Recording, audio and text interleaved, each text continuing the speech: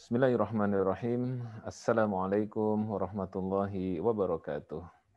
Sahabat Asa TV yang disayangi Allah Subhanahu wa taala, alhamdulillah segala puji bagi Allah atas segala nikmat dan karunia yang Allah Subhanahu wa taala berikan kepada kita sehingga di siang hari yang berbahagia ini kita semua alhamdulillah bisa melanjutkan kajian kita I Love Monday yang mudah-mudahan insya Allah kita bersama-sama mendapatkan keridhaan dari Allah Subhanahu wa taala. Teriring doa dari saya, mudah-mudahan sahabat-sahabat Asa TV semuanya senantiasa sehat walafiat, dimudahkan Allah segala urusannya, dilapangkan rizkinya, dan bagi yang memiliki permasalahan-permasalahan kehidupan, mudah-mudahan Allah berikan jalan-jalan keluar yang terbaik dan mudah-mudahan bisa menjalani kehidupan dalam lingkup ridha Allah Subhanahu wa taala. Masih dalam acara I Love My Job, ya, I Love Monday. Insya Allah kita akan melanjutkan tentang transaksi yang sesuai dengan syariah. Sahabat Asa TV yang dimuliakan Allah Subhanahu wa taala. Dalam pertemuan-pertemuan yang lalu kita sudah mengupas tentang berbagai macam bentuk transaksi yang diharamkan secara syariah. Ada 7 yang sudah kita kupas, ya. Saya hanya mengulas singkatannya saja, yaitu maghrib, maisir, aniaya, gharar, haram, riba, ihtikar, dan batil. Ada 7 transaksi, yang 7 ini merupakan transaksi yang diharamkan oleh syariah, atau kadang disebut juga dengan ilmu hitam dalam transaksi, yang jangan sekali-kali kita mendekati ke-7 transaksi ini. Harus dihindari sejauh-jauhnya. Mengapa demikian? Karena ini merupakan transaksi yang diharamkan oleh Allah Subhanahu wa taala. Kalau kita bermain-main dengan 7 transaksi ini, maka dampaknya berat. Yang pertama adalah tentu kita berdosa kepada Allah. Ya, bahkan di antara 7 itu ada yang termasuk dosa besar, ya. Di antaranya adalah riba, ya, dan itu merupakan dosa besar yang bahkan pengharamannya dalam Al-Qur'an dikatakan oleh para ulama-ulama itu tidak pernah Allah mengharamkan sesuatu sekeras Allah mengharamkan riba. Ayat-ayatnya dahsyat, ya. Ya, alladzina ya'kuluna riba la yaqumuna illa kama yaqumul ladzi yatakhabbathu syaitanu minal mas, ya. Al-Baqarah 275. Orang-orang yang memakan riba itu diibaratkan seperti orang-orang yang tidak bisa berdiri, melainkan seperti berdirinya orang yang kemasukan syaitan lantaran tekanan penyakit gila. Na'udzubillah. Jadi orang yang memakan riba itu seperti orang gila yang kemasukan syaitan. Jadi orang waras kemasukan syaitan saja sudah seperti orang gila, ini orang gila kemasukan syaitan. Ini sungguh sebuah penggambaran yang sangat berat, ya, yang sangat sangat buruk sekali, yang oleh karena itu harus kita hindarkan sebisa mungkin.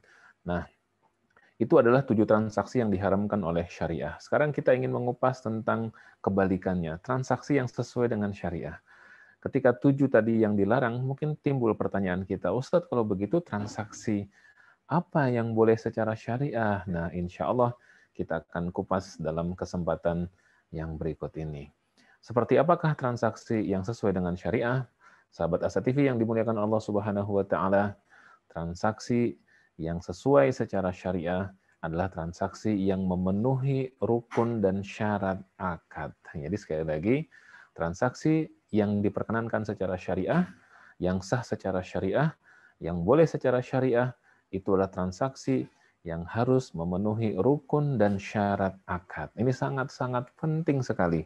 Karena akad itu merupakan sebuah simbol, ya, dari satu transaksi di mana bertemu antara penjual dan pembeli, yang ketika penjual dan pembeli bertemu melakukan transaksi memenuhi rukun-rukun dan syarat-syarat ini, maka insya Allah bisa dipastikan transaksinya sah. Sebaliknya, ketika dia tidak bisa, ya, atau tidak memenuhi salah satu rukun dan syarat tersebut, maka bisa jadi kalau yang tidak terpenuhinya rukun, maka akadnya dianggap batal, ya. Dan sementara kalau syaratnya tidak terpenuhi, maka akadnya dianggap fasad atau fasid, ya, yaitu rusak yang bisa mencederai keabsahan akad itu sendiri. Ya, jadi ini sangat penting. Semua transaksi harus memenuhi rukun dan syarat ini. Maka insya Allah kalau sahabat Asa TV yang dimuliakan Allah yang memahami daripada rukun dan syarat ini, ya mudah-mudahan kita terhindar dari praktek transaksi ataupun akad yang diharamkan oleh syariah. Nah, apa sajakah rukun dan syarat akad itu? Mari kita kupas ya. Hanya sedikit saja kok, cuma 3 ya rukun dari suatu akad itu. Yang pertama adalah ya, rukun dan syaratnya akad. Yang pertama adalah adanya akidani. Akidani ini artinya adanya 2 pihak yang berakad. Siapakah 2 pihak yang berakad itu? 2 pihak yang berakad itu yang pertama, kalau dalam konteks jual beli, dia harus ada pihak penjual ya. Dan yang kedua, dia harus ada pihak pembeli. Ini merupakan rukun yang pertama. Jadi ketika suatu akad akan dilakukan oleh orang yang berakad, maka yang pertama harus ada 2 pihak yang berakad, yaitu pertama pihak penjual dan yang kedua pihak pembeli kalau akadnya jual beli. Kalau akadnya sewa menyewa, maka ya rukun akadnya 2 ya, si penyewa dan si pemberi sewa ya. Kalau akadnya jasa ya, maka si pemberi jasa dan si yang meminta jasa ya dan lain sebagainya. Nah, supaya kita lebih mudah ya analoginya, maka kita menggunakan konteks jual beli. Karena jual beli merupakan transaksi ataupun akad yang paling umum dan paling banyak digunakan oleh masyarakat kita, termasuk oleh kita sendiri. Nah, dalam jual beli itu kedua rukun ini harus terpenuhi dengan baik. Yaitu yang pertama adalah ya adanya 2 pihak yang berakad, dan 2 pihak yang berakad itu ada 2, yaitu penjual dan pembeli. Penjual dan pembeli ini mesti ada, tidak boleh dia fiktif ya, sehingga dalam syariat ketika ada order fiktif ya, maka transaksinya menjadi tidak sah. Ya, order fiktif kan kita sering tuh kadang-kadang, misalnya ya pedagang online karena dia ingin menaikkan ratingnya ketika belum ada yang membeli, ya dia perlu mendapatkan bintang dari orang lain ya, maka dia melakukan order fiktif ya. Dia menyuruh teman-temannya atau dia menyuruh orang lain untuk melakukan order padahal tidak ada order gitu. Ya hanya untuk sekedar ya penawaran palsu dengan bahasa lainnya. Dan ini kan juga sering terjadi untuk menaikkan dan mempermainkan harga, sering ada penawaran fiktif ya, atau pura-pura membeli secara fiktif tetapi sebenarnya tidak ada yang melakukan transaksi tersebut. Nah, dalam jual beli ketika ada penawaran fiktif ya atau ada pembeli fiktif dan lain sebagainya, maka sudah dipastikan bahwa akadnya tersebut menjadi tidak sah. Nah, sahabat Asa TV yang dimuliakan Allah Subhanahu wa taala, penjual dan pembeli ini juga memiliki syarat ya, syarat. Apa itu syaratnya bagi penjual dan pembeli? Syaratnya itu adalah harus memiliki 2 hal juga, masing-masing dari penjual maupun pembeli harus memenuhi kriteria 2 syarat lainnya. Apa itu 2 syarat yang lainnya? Yang pertama adalah ahliyah ya, dan yang kedua adalah walayah atau wilayah. Ya. Apa itu ahliyah? Secara bahasa ahliyah sering diartikan dengan memiliki kecakapan hukum. Ya, artinya orang yang bertransaksi itu baik penjual maupun pembeli, keduanya harus memiliki kecakapan hukum. Tidak boleh orang yang melakukan transaksi tetapi tidak memiliki kecakapan hukum. Jadi dia harus orang yang cakap ya. Tidak harus cakep ya, yang penting dia cakap. Syukur-syukur udah cakep juga ya. Seperti sahabat Asa TV yang menonton acara ini, insya Allah ya cakep dan cakep ya. Ya, kalau yang laki-laki ya ganteng dan soleh, kalau yang perempuan cantik dan soleha insya Allah ya. Dan mudah-mudahan hidupnya berkah. Nah, cakep itu adalah orang yang layak. Orang yang pertama adalah orang yang dewasa, ya bisa membedakan mana yang baik dan mana yang buruk dalam arti merugikan atau tidak merugikan secara finansial bagi dirinya gitu. Nah, kemudian tidak ada halangan-halangan secara akal, dia bukan orang yang safih, orang yang agak terbelakang misalnya, ya, orang yang terbelakang, orang yang gila, orang yang agak-agak kurang waras ya misalnya, maka dia tidak memiliki kecakapan hukum untuk melakukan transaksi. Sebenarnya juga anak kecil itu tidak cakap melakukan transaksi, dia belum memiliki ahliyah. Nah, secara prinsip dia tidak boleh melakukan akad. Ya, kenapa? Karena dia masih belum bisa memilah dan memilih mana yang terbaik bagi dirinya, menguntungkan dirinya atau tidak, dia belum bisa memilih. Terus bagaimana dengan kita kalau bisa misalnya memberikan uang jajan kepada anak-anak kita dan dia jajan di sekolahnya? Apakah itu sah? Nah, ini yang perlu kita perhatikan. Ketika ya seorang anak kecil dia melakukan transaksi, maka dia harus ada izin dari walinya. Siapa walinya? Bisa orang tuanya, ya, bisa kakaknya yang sudah balik, ya, bisa pamannya dan lain sebagainya. Kalau kita sebagai orang tua, misalnya kita memiliki anak yang masih kecil, kemudian kita memberikan uang jajan kepada anak-anak kita tersebut, misalnya Rp5.000 atau Rp10.000, dan kita secara umum tahu ya apa yang ada jajanan di sekolah anak-anak kita. Ya, mungkin sekedar kue, sekedar permen, sekedar biskuit, sekedar apa, maka dengan kita memberikan uang jajan kepada putra-putri kita Rp5.000 atau Rp10.000, berarti secara prinsip kita sudah memberikan izin prinsip kepada putra-putri kita untuk melakukan transaksi dengan sejumlah uang itu. Tapi misalnya dalam kondisi yang lain, ketika ada seorang anak, ya, dia memiliki sepeda, kemudian dia naik sepeda, lantas kemudian ketika dia menaiki sepeda tersebut, dia bertemu dengan pedagang es krim misalnya yang keliling, lantas dia tergiur pengen es krim tersebut tapi nggak punya uang, kemudian pas misalnya, ya, mudah-mudahan tidak terjadi, ya, pedagang es krimnya kemudian nakal, ya, ditawarin, "Dek, mau nggak 5 es krim ditukar dengan 1 sepeda," misalnya, ya. Maka transaksi yang seperti itu tidak sah, ya. Kenapa? Karena anak kecil belum tahu apa yang menguntungkan dan tidak menguntungkan atau merugikan bagi dirinya. Anak kecil dapat es krim 5 biji, coklat semua, coklatnya meleleh-leleh, wah senang sekali.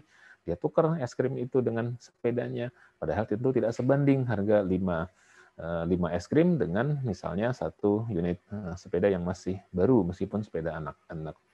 Nah, itu maka harus ada izin dari walinya. Kalau walinya menyetujui, maka akadnya bisa sah. Kalau tidak setujui, maka akadnya menjadi tidak sah. Jadi penjual dan pembeli harus memiliki kecakapan, ya. Tidak harus cakep, yang penting cakep. Syukur-syukur seperti sahabat Asa TV nih yang cakep dan cakep insya Allah. Nah, yang kedua harus memiliki walayah atau wilayah. Apa itu wilayah? Yaitu kuasa. Dia harus memiliki kuasa. Apa contohnya kuasa itu? Kalau saya meminjam barang orang atau saya memakai aset kantor seperti sepeda motor atau mobil, ya, kemudian di tengah jalan ada yang tanya, "Pak Ustadz, motornya bagus, boleh nggak saya beli?" Maka saya tidak punya kuasa. Kenapa? Karena saya hanya sebagai pengguna, saya bukan pemilik. Saya tidak punya kuasa atas barang yang saya gunakan tersebut. Ya, yang punya kuasa siapa? Pihak kantor. Ya. Maka ketika ada yang menawar, oh maaf tidak boleh, ini bukan barang saya tidak boleh menjualnya, saya harus izin dulu ke kantor. Maka saya telepon kantor, kalau kantor mengatakan, nggak apa-apa Ustadz, jual aja, karena memang itu sudah ingin kita jual dengan harga sekian misalnya. Nah, ketika saya mendapatkan mandat seperti itu, berarti saya sudah punya kuasa, ya, untuk bisa melakukan transaksi dengan dengan si calon pembeli tadi mentransaksikan sepeda motor yang bukan milik saya, tetapi saya sudah mendapatkan kuasa. Nah, orang yang punya kuasa itu adalah orang yang memiliki, kalau dalam bahasa fikih muamalahnya, dia memiliki barang yang diperjualbelikan, milkut tam, ya, memiliki kepemilikan yang sempurna. Tetapi tidak harus kepemilikan yang sempurna. Walaupun dia tadi hanya sebagai pengguna saja, ya, tetapi kemudian juga mendapatkan izin dari yang punya, maka itu sudah cukup dan sudah boleh untuk dia melakukan transaksi jual dan beli. Jadi ada 2 syaratnya, sahabat Asa TV. Yang pertama adalah akadnya kecakapan, ya, ahliyah, dan yang kedua maka syaratnya adalah wilayah atau walayah, yang artinya memiliki kuasa. Kalau itu terpenuhi, maka rukun yang pertama terpenuh. Nah, kita masuk rukun yang kedua. Apa itu yang rukun yang kedua? Adalah maudhu'ul akdi ataupun objek akad. Ya. Nah, 2 orang yang bertransaksi itu adalah baru rukun yang pertama. Nah, kita harus memenuhi rukun yang kedua. Apa itu rukun yang kedua? Rukun yang kedua adalah maudhu'ul akdi ataupun objek akad. Objek akad itulah apa yang ditransaksikan oleh kedua orang, kedua pihak, baik penjual maupun pembeli tersebut. Penjual tentu punya barang, pembeli tentu punya uang. Nah, itu dia, ya, rukun yang kedua, bahwa ada yang namanya harga saman dan ada yang kedua namanya musman ataupun barang. Nah, dalam jual beli misalnya, ya, itu kita harus memenuhi salah satu rukun daripada transaksi jual beli yang kedua, yaitu harus ada saman harga, dan yang kedua harus ada muthman ataupun barang yang ditransaksikan. Misalnya seseorang menjual barang, ya sepeda motor misalnya, dia menjual sepeda motornya second, ya sudah dipakai misalnya 2 atau 3 tahun, dijual kepada orang lain, ini sepeda motornya mereknya ini, tahun sekian, warnanya ini, cc-nya sekian, pajaknya oke, ya BPKB-nya ada, fakturnya ada misalnya, ya harganya sekian, ya. Nah ini jadi dia menawarkan seperti itu. Nah si calon pembeli datang, ya bertanya apa nih spesifikasi motornya, dijelaskan oleh si pedagang tadi. Pembeli oke, terjadilah tawar menawar di antara keduanya. Misalnya si penjual menawarkan 10 juta, ya si pembeli nawar 8 juta. Kemudian penjual menurunkan harga, pembeli menaikkan harga, dan ketemulah pada satu titik, yaitu 9 juta rupiah. Nah 9 juta rupiah itu adalah samannya yang harus dibayarkan oleh pembeli kepada penjual. Sedangkan sepeda motor itu adalah muthmannya, yaitu barangnya yang harus diserahkan oleh penjual kepada calon pembeli tadi atau kepada pembeli tadi ketika jual belinya berlangsung dan kedua-duanya sepakat untuk melakukan transaksi jual beli. Nah, apakah sudah cukup dua orang atau dua pihak yang berakad, yaitu aqidani, dan yang kedua maudu'ul aqdi, objek akad saja? Jawabannya belum cukup. Masih harus ada rukun yang ketiga. Apa itu rukun yang ketiga? Yaitu sighat. Apa itu sighat? Orang kita lebih mudah menyebut dengan istilah ijab dan qabul. Jadi kalau ijab, ya itu adalah pernyataan dari si penjual, saya jual barang ini dengan harga, misalnya tadi sepeda motor, saya jual sepeda motor ini dengan harga 10 juta. Ya. Kata pembeli, saya beli motor ini dengan harga 8 juta. Tidak ketemu kan, maka ada tawar-menawar, kemudian ketemu di titik 9 juta rupiah misalnya. Kata pembeli, saya sepakat menjual barang ini atau saya jual barang ini, sepeda motor ini dengan harga 9 juta rupiah. Si pembeli mengatakan, saya terima ya motor tersebut dengan harga 9 juta rupiah. Maka pernyataan, ya, penawaran dari si penjual, kemudian penerimaan, ya, sepakat dari si pembeli, maka itu disebut dengan ijab dan qabul. Jadi ijab itu dari pemilik barang yang menjual, qabul dari orang yang akan membeli barang tersebut. Jadi terjadilah ijab dan qabul, ya, Masya Allah. Nah, ini adalah 3 rukun dan syarat akad, ya, bagi kita yang mau melakukan transaksi. Pastikan 3 rukun akad ini terpenuhi dengan baik. Sederhana bukan? Sahabat As-Satifin disayangi Allah, hanya 3 saja. Yang pertama adalah aqidani, dua pihak yang berakad, yaitu penjual dan pembeli. Yang kedua adalah maudu'ul aqdi, objek akad, ada harga, saman, dan ada barang muthman. Dan yang ketiga ada sighat, yaitu ada ijab dan qabul. Karena ijab dan qabul itu merupakan bukti keredoan kedua belah pihak untuk melakukan transaksi, dan ijab dan qabul ini dilindungi oleh syariat dalam Islam. Ketika sudah ijab dan qabul, maka tidak boleh diganggu lagi kecuali keduanya sepakat untuk batalkan transaksi atau melanjutkan transaksi sesuai dengan yang disepakati oleh keduanya. Sahabat Asa TV yang disayangi Allah Subhanahu wa taala, jangan kemana-mana. Insya Allah setelah yang satu ini kita akan kembali melanjutkan kajian yang lebih dalam dan lebih bermanfaat lagi bagi transaksi kita yang berikutnya, insya Allah. Jangan kemana-mana, demikian kita akan ketemu lagi beberapa saat lagi setelah yang satu ini. Saat hari Senin tiba, banyak orang yang merasakan malas dan tidak bersemangat menjalaninya. Tapi sekarang tidak boleh lagi terjadi. Tonton saja I Love Monday di Asa TV Indonesia. I Love Monday menghadirkan pembahasan mencerahkan dan aplikatif yang dikemas dalam I Love Myself, I Love My Job, I Love My Prophet, dan satu segmen spesial Solve with Love. I Love Monday setiap hari Senin jam 12.30 waktu Indonesia Barat di Asa TV Indonesia. Inspirasi keluarga Islami. Sahabat Asa TV yang disayangi Allah Subhanahu wa taala, masih dengan I Love My Job ya, atau I Like Monday ya. Selamat menjalankan aktivitas kita sehari-hari. pekerjaan kita. Sekali lagi didoakan mudah-mudahan Allah memudahkan semua pekerjaan dan aktivitas sahabat Asa TV yang disayangi Allah Subhanahu wa taala. Setelah kita memahami tadi di paruh yang pertama tentang rukun dan syarat akad, ada 3, aqidah nih, adanya penjual dan pembeli. Kemudian yang kedua adanya maudu'ul aqdi, objek akad, dan yang ketiga adanya sigat ijab dan qabul. Mari sekarang kita mengupas tentang bagaimana adab dan etika dalam bertransaksi. Bukan sekedar kita memenuhi rukun dan syarat saja dalam bertransaksi, tetapi dalam bertransaksi ada adab dan etika yang harus kita penuhi bersama-sama.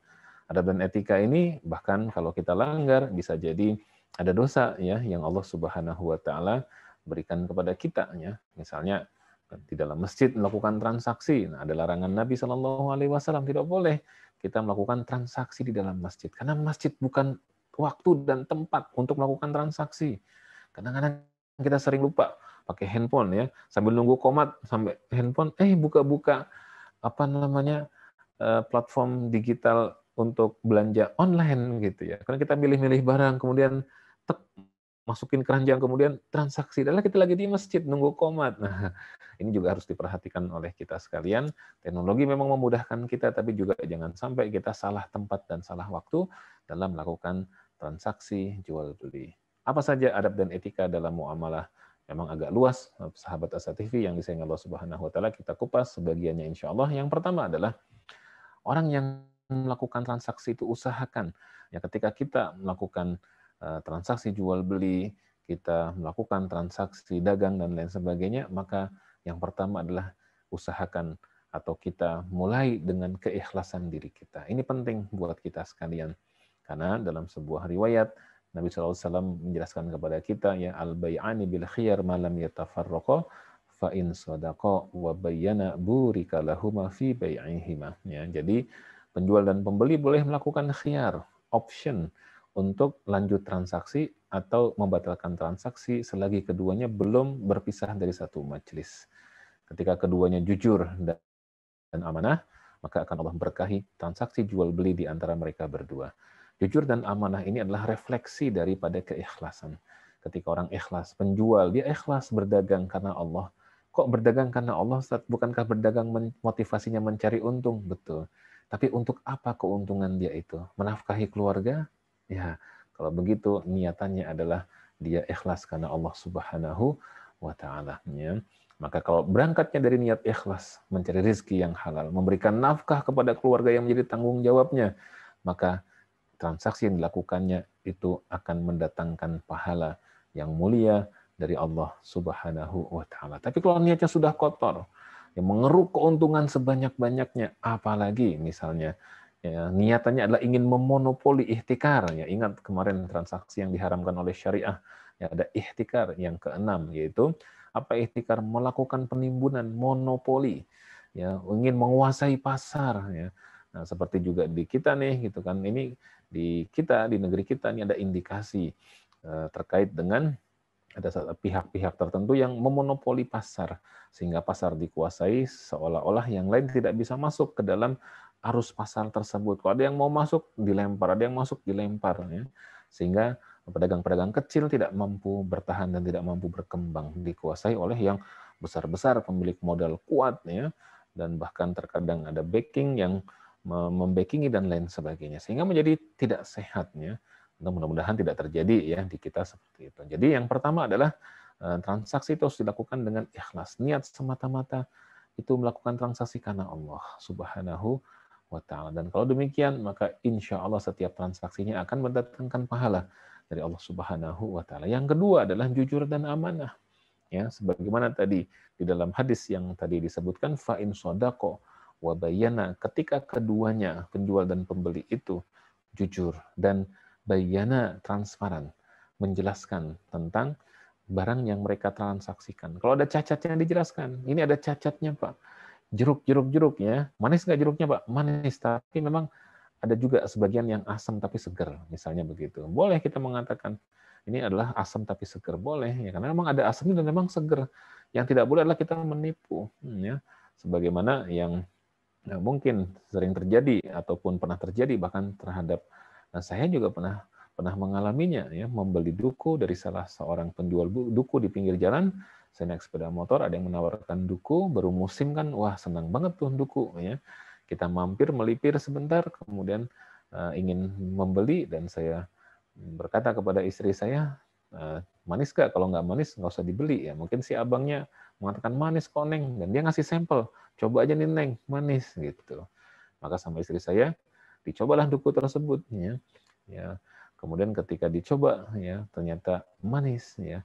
Nah, karena manis, ya udah beli deh 3 kilo. Beli 3 kilo setelah tawar-menawar. Masukin ke dalam kantong plastik. Kita bawa pulang ke rumah. Sampai di rumah, begitu kita coba dan kita makan, astagfirullahaladzim. Ya, sebagian besar rasanya asam. Nah, kalau begitu berarti dia tidak jujur dan tidak amanah.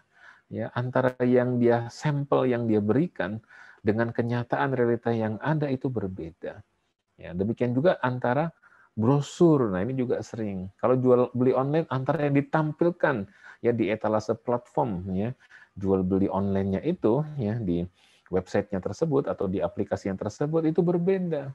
Dan memang harus hati-hati ketika kita juga jual beli online. Kadang-kadang yang tampil di gambar itu size-nya juga kan tergantung cara motonya.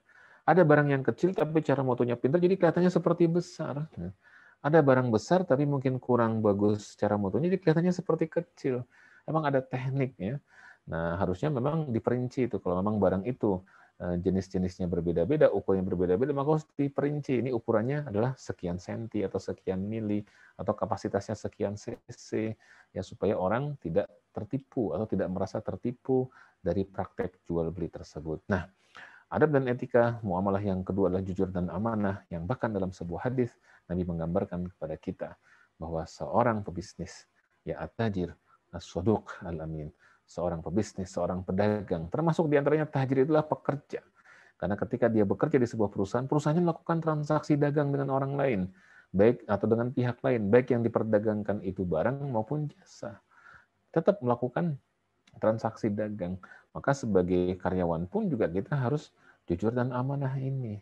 Ya, supaya apa? Supaya transaksi kita mendapatkan berkah dari Allah Subhanahu wa ta'ala. At-tajiru shadiqul amin, seorang pedagang, pekerja yang jujur lagi amanah, ma'an nabiyyin wasiddiqin wasyuhada, kelak dikumpulkan oleh Allah, ya, bersama para nabi, para siddiqin, dan para syuhada. Nabi, siddiqin, dan syuhada tempatnya di mana? Di akhirat. Apakah di dalam neraka? Tentu tidak mungkin, ya. Mereka Nabi, siddiqin, dan syuhada tempatnya adalah di dalam surga. Dan yang membersamai mereka adalah pedagang yang jujur dan amanah. Masya Allah. Ya, maka kalau kita pedagang, kita karyawan, jadilah pedagang dan karyawan yang jujur dan amanah. Yang ketiga adalah semangat dan azam. Jadi orang yang berdagang itu juga, atau orang yang melakukan transaksi dan berbisnis, harus memiliki semangat dan azamnya, khususnya bagi para penjual nih. Dulu Nabi kita itu pedagang loh. 12 tahun dibawa oleh sang paman Abu Thalib untuk berdagang ke Syam. Dari umur 12, 13, 14, 15. Dan ketahuilah, sahabat As-Satif yang dimuliakan Allah, umur 17 Nabi kita sudah mandiri. Ya, sudah menjadi pedagang mandiri, sudah menjadi entrepreneur yang mandiri, yang bahkan di usia yang ke-25 tahun, beliau sudah bisa menikahi Siti Khadijah dengan mahar yang cukup besar, 20 ekor unta plus 12,5 ons emas. Ini jumlah yang cukup fantastis, yang cukup besar, yang dilakukan oleh seorang pemuda berusia 25 tahun. Ya. Nah, kenapa bisa sukses seperti itu? Karena adanya semangat dan azam. Mulai dari pagi-pagi hari gitu. Dalam sebuah, bahkan dalam sebuah riwayat itu ada keutamaan tersendiri bagi pedagang yang semangat dalam mencari rizki. Nabi bersabda kepada kita, inna minadz dzunubi ladzunuban. Sesungguhnya di antara dosa ada satu jenis dosa. La tukaffiruhas salat, ya, wala siyam, wala hajj, ya. Tidak bisa dihapuskan dosa tersebut, ya, dengan salat, dengan puasa, dengan zakat, dan dengan haji. Ya. Sahabat bertanya, wa ma tukaffiruha ya Rasulullah. Kalau gitu apa yang bisa menghilangkan, menghapuskan dosa tersebut wahai Rasulullah? Maka beliau bersabda, al-humumu fi talabil ma'isyah. Semangat dalam mencari rizki. Jadi semangat dalam mencari rizki itu insya Allah memiliki fadilah dan keutamaan. Dan ini juga merupakan akhlak dan etika kita sebagai seorang pedagang. Ya.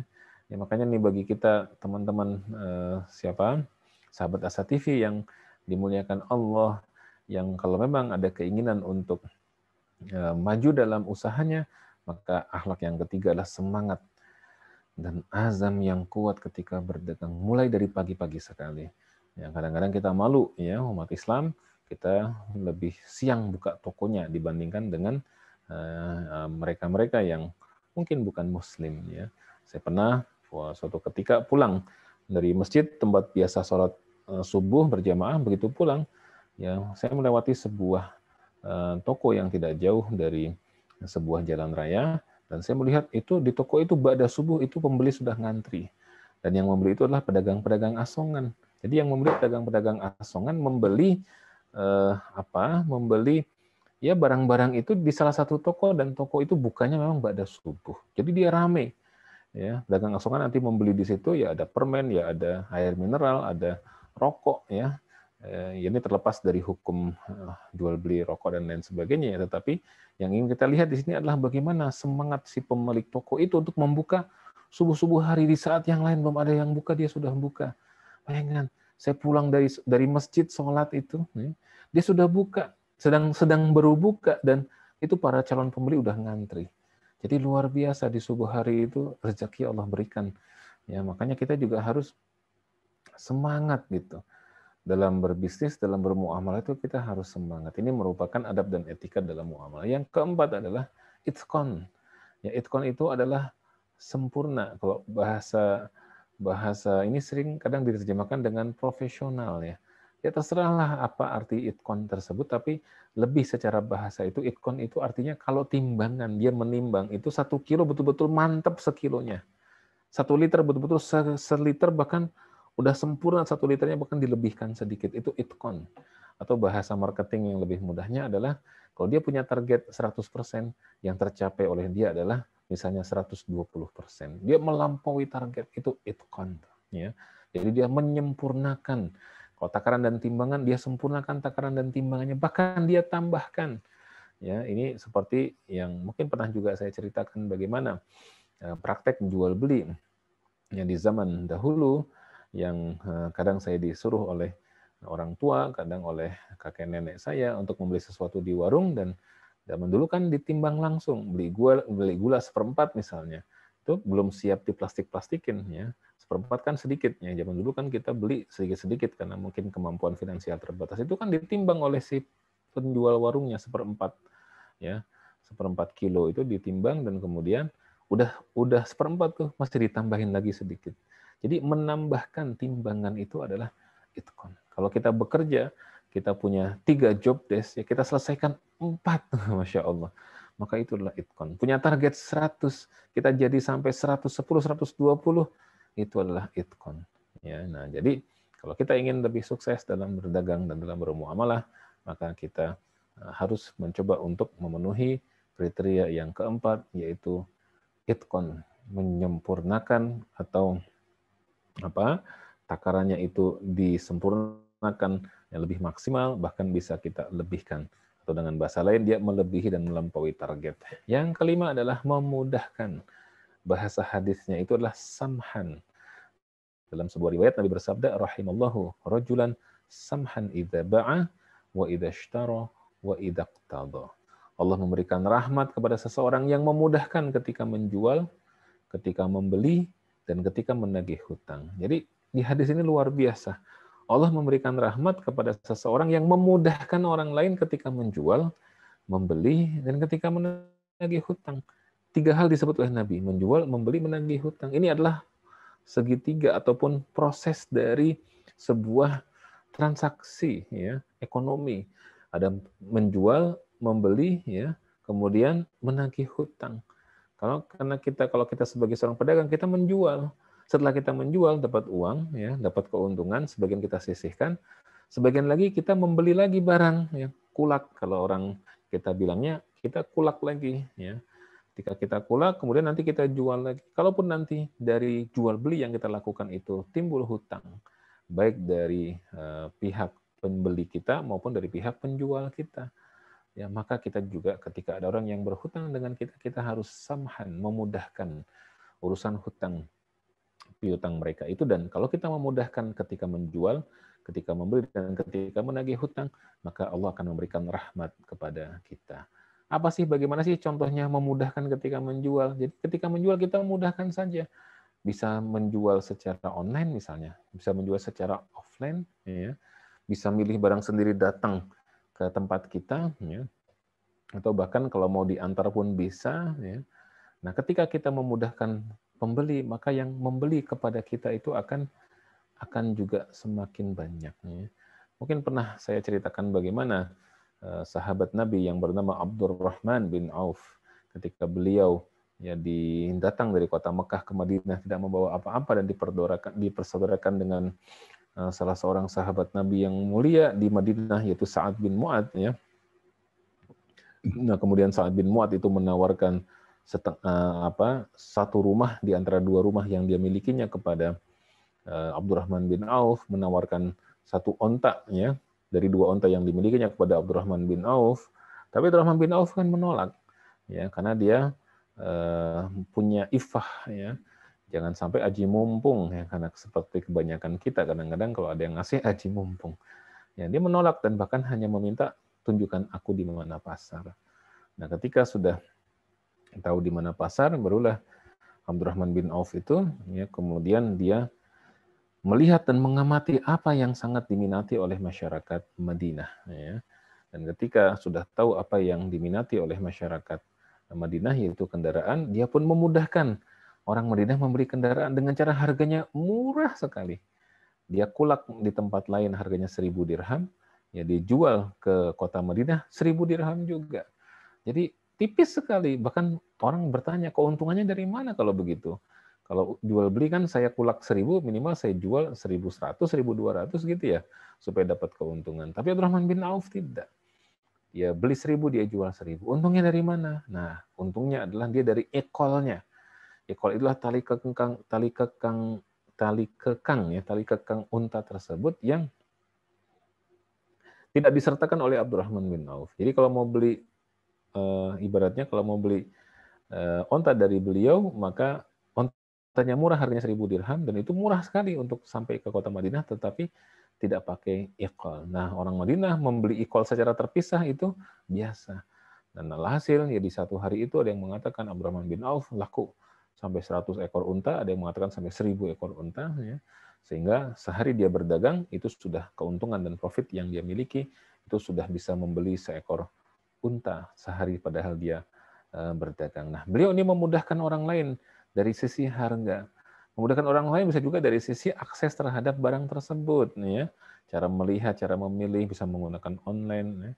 Cara macam-macam, ya.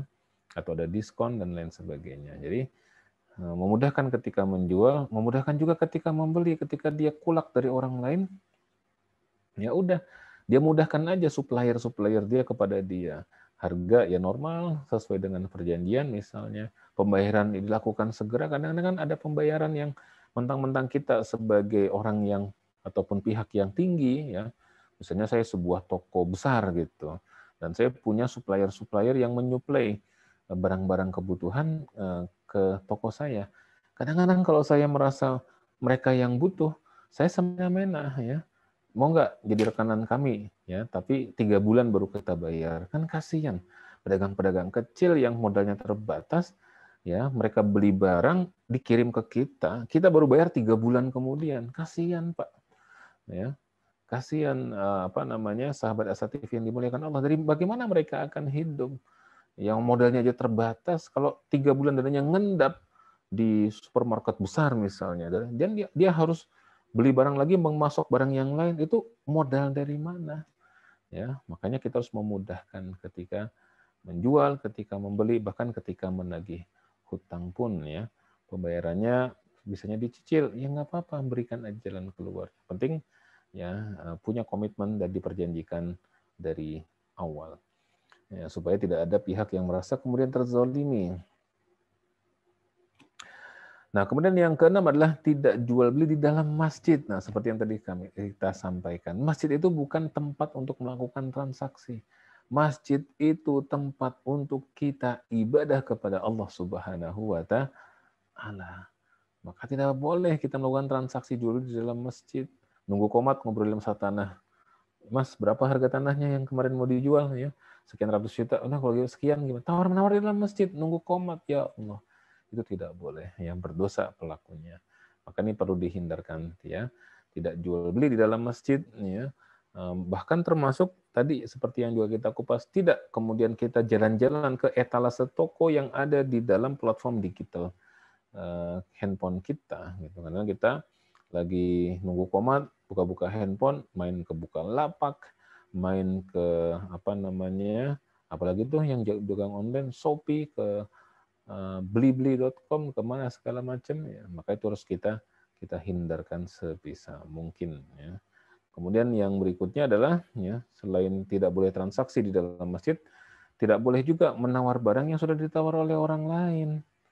Jadi misalnya saya dagang sepeda motor saya jual karena saya butuh uang misalnya ya. Ya, jadi saya jual berapa harganya ya, karena mungkin saya butuh uang, udah 5 juta aja yang penting laku. Akhirnya datang orang, udah Pak Ustadz ini saya kasih DP 1 juta ya, nanti 4 jutanya besok pagi-pagi insya Allah saya lunasi. Nah, ternyata setelah saya deal dengan orang ini, tiba-tiba ada orang lain datang, Ustadz katanya jualan motor. Iya betul. Berapa motornya ya? Dan sini saya beli. Saya mengatakan, udah ada yang beli motor ini. Berapa? 5 juta. Ya, mau nggak saya beli 7 juta misalnya. Dia nawar begitu. Nah, akhirnya kita, yaudah deh, yang 7 juta. Padahal kita sudah deal dengan pembeli yang pertama. Maka ini kita melakukan praktek yang diharamkan oleh Nabi Shallallahu Alaihi Wasallam. Dalam hadis Nabi bersabda kepada kita, "Wala yabi ahadukum bai'ata akhihi." Seseorang tidak boleh menawar barang ya atau membeli barang yang sudah ditawar oleh saudaranya. Jadi saudara kita sudah menawar, sudah ini sepakat, maka tidak boleh. Kecuali mereka tidak jadi deal. Ya mereka misalnya beda, tidak membatalkan transaksi, ya, maka itu baru boleh untuk melakukan transaksi. Oke, sahabat Asa TV yang dimuliakan Allah Subhanahu wa Ta'ala, ya insya Allah kita akan kembali lagi setelah yang satu ini, tapi tinggal satu lagi saya selesaikan dulu adab dan etika muamalahnya. Yang terakhir, yang ke-9 adalah tidak bersumpah dalam menawarkan barang dagangan. Tidak boleh karena pengen laku, misalnya saya sumpah-sumpah demi Allah ini apel paling bagus sedunia, demi Allah ini jeruk paling manis sedunia, nggak boleh. Yang kalau kita bertransaksi melakukan sumpah-sumpah seperti itu, maka Allah akan mencabut keberkahan dari transaksi kita. Sahabat Asa TV yang dimuliakan Allah, ini ada 9 ya, adab dan etika muamalah: ikhlas, jujur dan amanah, semangat dan azam, itqon ya, memudahkan, tidak jual beli di dalam masjid, tidak menawar barang yang sudah ditawar oleh orang lain, tidak ada unsur tipuan atau kecurangan, dan tidak bersumpah ya dalam menawarkan barang dagangan. Mudah-mudahan bermanfaat. Insya Allah kita masih akan lanjutkan di segmen yang selanjutnya setelah yang satu ini. Jangan kemana-mana. Menuntut ilmu adalah sebuah jalan yang akan mengantarkan manusia pada kemuliaan. Dengan ilmu, manusia mendapatkan panduan untuk berpikir dan bertindak. Untuk itu, Asa TV Indonesia menghadirkan Pustaka Asa, sebuah ruang pembelajaran sistematis bersama para pakar di bidangnya. Quranic Study Series, Quranic Life, Prophet Manner, dan berbagai bidang keilmuan yang dibahas dengan cara menyenangkan. Pustaka Asa hadir setiap Sabtu jam 19.30 waktu Indonesia Barat, hanya di Asa TV Indonesia. Bismillahirrahmanirrahim. Sahabat Asa TV yang disayangi Allah Subhanahu wa Ta'ala, masih dalam program I Love My Job ya. I love Monday, dan insya Allah sekali lagi di hari Senin yang barokah ya. Allah memberikan kemudahan bagi sahabat Asa TV dalam pekerjaannya sehingga bisa mendapatkan hasil yang maksimal. Nah, setelah kita tadi mempelajari tentang rukun dan syarat dalam jual beli, Ya, kita juga sudah membahas tentang adab dan etika dalam jual beli. Ya, maka kita sekarang yuk mulai memasuki ya area-area transaksi-transaksi kontemporer yang sekarang itu menjadi fenomena dan lifestyle ya gaya hidup kita di mana-mana. Ya, kita akan mengupas beberapa bentuk dan jenis-jenis transaksi kontemporer yang mungkin sebagian kita, termasuk saya, juga menggunakan dari transaksi kontemporer tersebut.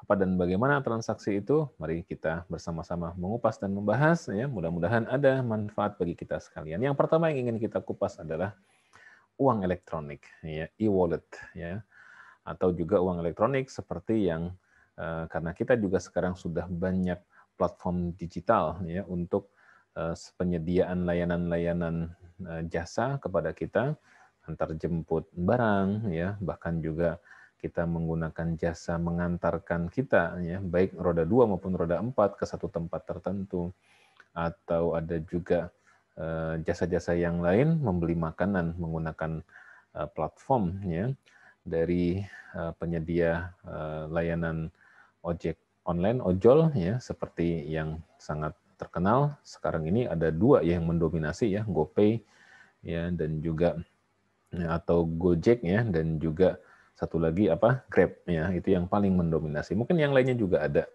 ya, tapi kita mengupas dua ini karena kedua jenis ini merupakan yang paling banyak dan paling sering digunakan oleh umumnya masyarakat Indonesia, khususnya yang berada di kota-kota besar, ya, Jakarta, Bandung, Cimahi, ya, Semarang, Medan, ya, kemudian Surabaya, ya, Bali, ya, hampir di mana-mana. Bahkan kota-kota kecil pun sekarang juga sudah mulai marak. Bahkan mungkin kalau kita tidak berlebihan ya, kalau kita katakan mungkin di setiap handphone atau hampir mayoritas handphone masyarakat Indonesia yang handphonenya itu adalah smartphone ya, itu di dalamnya sudah terinstal aplikasi Gojek, kemudian Grab ya, dengan fitur-fitur yang ada di dalamnya.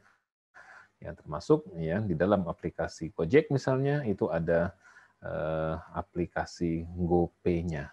Di dalam Grab ada aplikasi OVO-nya. Nah, ini sering menjadi dilematis bagi kita sekalian. Ustaz, gimana sih hukumnya menggunakan uang elektronik seperti Gojek ya dengan GoPay-nya, Grab dengan OVO-nya. Ya, mari kita lihat satu demi satu. Yang pertama dari sisi bentuknya. Ya, dari sisi bentuknya, kalau kita perhatikan itu ya uang elektronik ini ya sahabat Asa TV yang dimuliakan Allah Subhanahu wa taala, bentuk dari GoPay dan juga OVO ini adalah uang elektronik yang disediakan oleh penyedia layanan platform digital.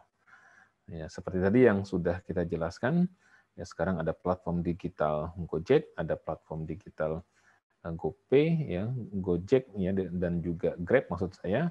Dan di dalam Gojek ada GoPay-nya, di dalam Grab ada OVO-nya. Ya, ini disediakan oleh penyedia layanan platform digital. Ya, ini contohnya tadi ya, GoPay, OVO, bahkan ada juga seperti Dana, kemudian Link Aja dan lain sebagainya. Banyak bentuk-bentuk yang lain ya. Selain GoPay dan juga OVO banyak yang lain, Dana, Link Aja dan lain sebagainya. Nah, dalam menggunakan aplikasi ini, sahabat Asa TV yang dimuliakan Allah Subhanahu wa taala, ya ada dawabit, ada rambu-rambu yang harus kita penuhi supaya ya kita dalam menggunakan aplikasi ini itu sesuai dengan prinsip-prinsip syariah. Ya, memang sebelum nanti penjelasan lebih lanjut, ya saya ingin menjelaskan dulu bahwa di dalam penggunaan aplikasi GoPay, OVO, Dana, Link Aja dan lain sebagainya itu ada dua perbedaan pendapat yang cukup kuat ya, yang ada atau beredar di dunia maya ya dari penjelasan beberapa ulama. Saya akan memberikan sekilas ya pandangan dua pandangan ulama ini. Yang pertama adalah pandangan yang mengatakan tidak boleh. Pandangan yang mengatakan haram hukumnya menggunakan aplikasi GoPay, OVO dan lain sebagainya dengan alasan adalah bahwa di dalam aplikasi ini ada unsur ribanya. Di manakah ribanya? Jadi yang mengatakan ini haram memandang unsur ribanya dari sisi bahwa kalau saya misalnya menggunakan GoPay, maka saya harus top up uang. Ya, misalnya saya top up Rp200.000, maka saya akan mentransfer dari rekening saya ke rekening GoPay saya. Maka ketika saya sudah transfer berhasil, di rekening GoPay saya akan muncul angka Rp200.000. Ya. Di situ mungkin belum terlihat ada sebuah permasalahan. Nah, yang sering jadi masalah adalah ketika saya punya uang Rp200.000 di aplikasi GoPay tersebut, kemudian saya ingin belanja di situ. Misalnya saya ingin belanja makanan. Ya, karena yang paling sering, apalagi di zaman masih pandemi seperti ini, belanja makanan melalui aplikasi ini laku sekali. Maka saya kemudian membuka GoFood, ya, atau membuka OVO yang foodnya. Atas kemudian di situ ada penawaran berbagai macam jenis masakan dan makanan, ya, dari yang dekat sampai yang jauh, bintang 5 sampai bintang 3 mungkin ya, atau yang lain-lainnya itu disediakan. Pilihan saya misalnya jatuh ke salah satu makanan ya, misalnya bakso misalnya ya. Tertulis misalnya di situ bakso harganya 18.000 misalnya ya. Tapi kalau kita menggunakan GoPay, dia mendapatkan diskon menjadi 15.000. Kalau saya membayar cash, maka 18.000. Kalau saya pakai GoPay, itu 15.000. Nah, yang mengatakan bahwa tidak boleh menggunakan aplikasi seperti ini, itu memandang diskon yang diberikan oleh penyedia layanan kepada kita dari 18.000 menjadi 15.000 atas dasar uang yang kita top up ke aplikasi ini, itu dianggap sebagai riba. Kenapa dianggap sebagai riba? Karena pandangan kelompok yang mengatakan tidak boleh ini adalah mereka menyatakan bahwa ketika kita melakukan top up uang kita masukkan ke aplikasi GoPay itu, kemudian uang itu masuk ke rekeningnya GoPay dan oleh GoPay, bisa jadi itu digunakan untuk macam-macam ya, maka uang itu statusnya adalah sebagai qard. Apa itu qard? Qard itu adalah hutang. Kok jadi hutang? Ya, seolah-olah pihak GoPay itu berhutang kepada kita, atau pihak OVO berhutang kepada kita. Jadi kita memberikan pinjaman kepada GoPay, kita memberikan pinjaman kepada OVO. Nah, atas pinjaman itu melahirkan diskon. Dalam salah satu terminologi riba, itu disebutkan bahwa riba itu adalah kullu qardin jaro alaihi naf'an. Setiap pinjaman yang di balik pinjaman itu ada naf'an, ada manfaat yang bisa kita ambil, yang bisa kita petik ya, baik manfaatnya berupa finansial ya, tambahan uang atau diskon ya, atau apa segala macam, maka itu adalah riba ya.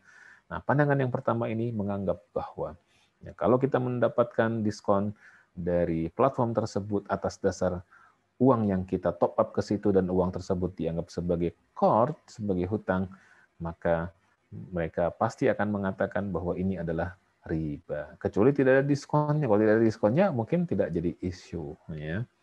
Ini pandangan yang pertama.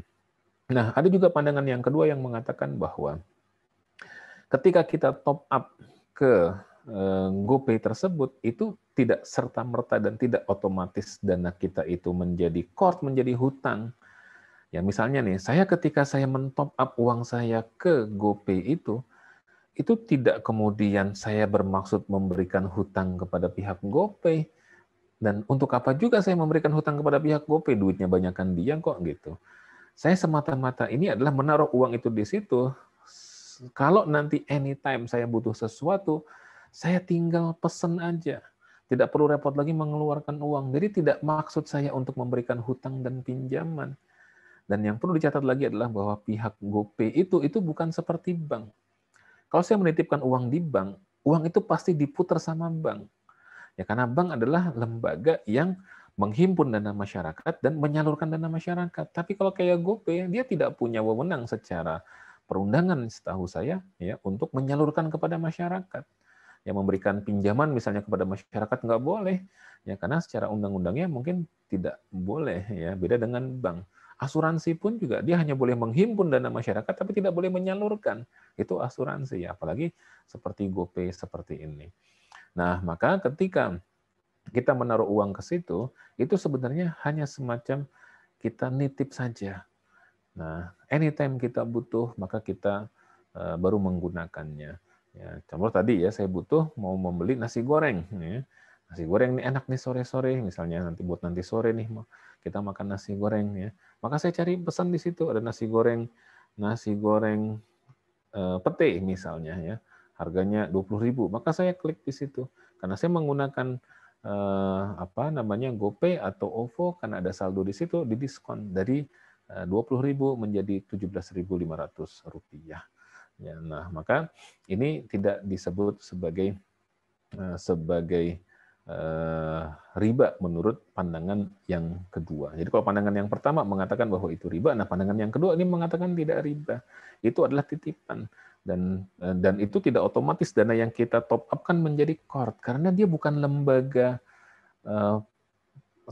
seperti bank yang bisa menghimpun dana masyarakat dan menyalurkan dalam bentuk kredit kepada masyarakat. Loh, itu udah bank jelas riba. Tapi kalau ini enggak, oleh GoPay dana tersebut ya paling hanya digunakan untuk membayar rekan-rekanannya yang sudah tadi ya kita pesan barangnya atau kita pesan makanannya melalui platform digital yang sudah mereka sediakan.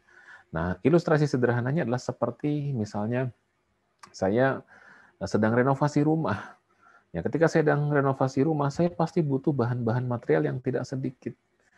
Nah, bahan-bahan material saya yang tidak sedikit itu, ya, saya akan repot kalau setiap hari ke toko material, sementara saya harus bekerja. Nah, di rumah saya ada tukang beberapa orang. Saya juga khawatir kalau ngasih uang saya kepada para tukang secara langsung. Akhirnya saya datang ke toko material. Ya, Pak Haji Fulan, ini saya punya tukang nih, ada 5-6 orang gitu ya di rumah saya karena sedang renovasi. Dan mereka pasti butuh material. Saya nggak tahu kebutuhan mereka apa, karena kadang-kadang di tengah jalan mereka butuhnya tidak yang sesuai yang direncanakan.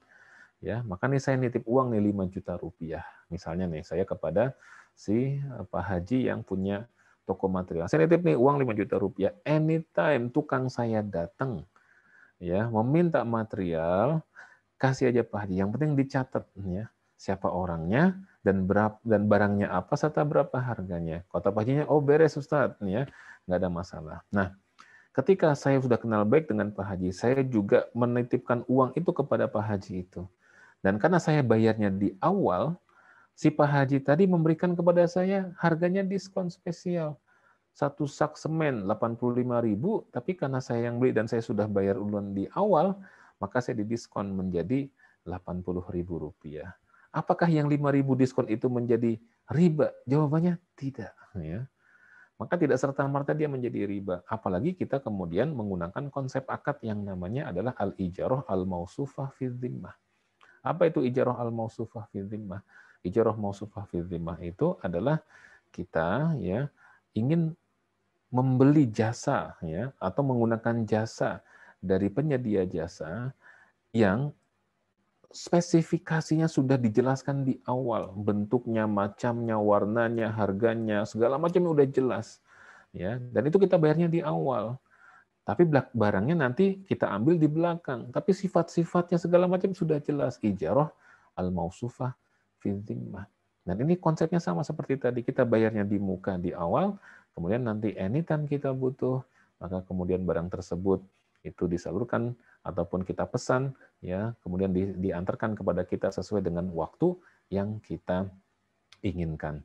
Nah, dua pandangan ini ya, kalau saya pribadi lebih cenderung kepada pendapat yang kedua ya, yang mengatakan bahwa ya, transaksi menggunakan GoPay dan OVO ini ya tidak mengandung unsur riba dari sisi ya bahwa dana yang kita top up itu tidak otomatis berubah menjadi qard ya.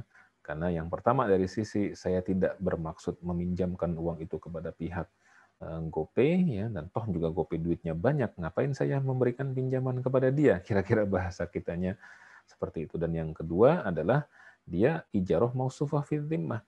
Yang kita bayar di muka terhadap barang dan jasa yang akan kita ambil nanti di waktu kita membutuhkannya, dan itu sah-sah saja, boleh-boleh saja. Dan tadi ilustrasi sederhananya seperti saya menitipkan uang di toko material, dan ketika saya menitipkan uang di toko material, nanti anytime tukang-tukang saya mengambil uang atau mengambil bahan material sesuai dengan kebutuhan, maka diberikan oleh toko material tadi karena sudah ada deal antara saya dengan pihak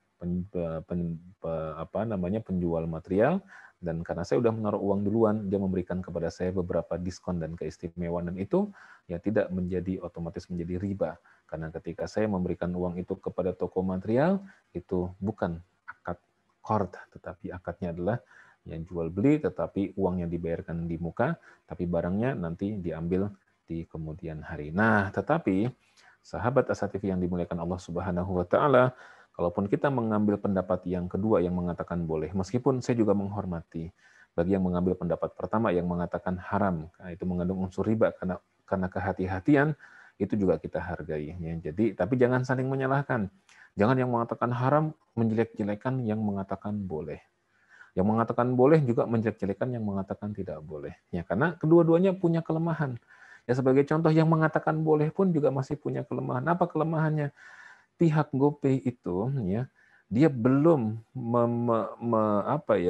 bekerja sama di bank penampungannya terhadap uang yang dia terima dari pengguna aplikasi GoPay yang membayar atau mentop up uang itu di aplikasi ataupun di bank yang syariah. Ya, kelemahannya di situ. Dia mungkin banknya bank konvensional, sehingga mungkin bisa jadi uang yang dia taruh di situ, ya di bank itu ada tercampur dengan yang bunga dan lain sebagainya. Tetapi kan kadarnya sangat sedikit, ya. Kadarnya sangat sangat sedikit, sehingga ya masih ma'fulah, masih dimaafkan, ya. Yang setahu saya yang sudah betul-betul dana penampungannya itu juga sudah syariah, itu baru Link Aja Syariah. Jadi di antara yang ada ini, GoPay, OVO, Dana, Link Aja, itu yang sudah betul-betul mengajukan sebagai uang elektronik yang sesuai syariah itu baru Link Aja, dan punya dewan pengawas syariahnya yang mengawasi transaksinya itu baru Link Aja gitu.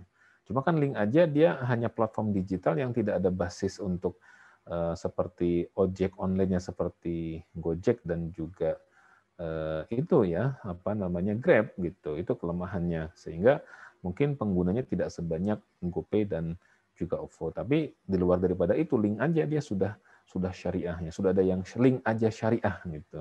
Yang warnanya hijau dia, kalau yang merah itu masih yang belum syariah. Nah, jadi kedua-duanya punya kelemahan, tapi kalau saya pribadi karena hajatnya, karena alasan-alasan tadi, maka itu diperbolehkan secara syariah. Nah, kemudian sahabat Asa TV yang dimuliakan Allah Subhanahu wa taala nih, karena waktu kita sudah sudah habis ya, maka kita cukup saja di sini.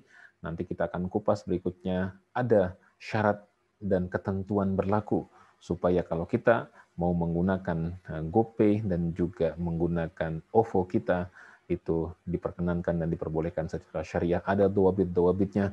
Apa saja dawabit-dawabitnya, rambu-rambunya supaya kita diperbolehkan secara syariah? Maka ikuti terus program I Love ya Mandi di Asa TV ini. Insya Allah nanti akan kita lanjutkan tentang dawabit-dawabitnya. Mohon maaf atas segala kekurangannya, ini karena waktu yang memisahkan kita. Insya Allah jika Allah berikan umur panjang, kita akan sambung kembali. Mudah-mudahan Allah mudahkan segala urusan sahabat Asa TV, dilancarkan pekerjaannya, dan mudah-mudahan berkah semuanya di dunia wal akhirah. Wallahu a'lam bissawab. Assalamualaikum warahmatullahi wabarakatuh.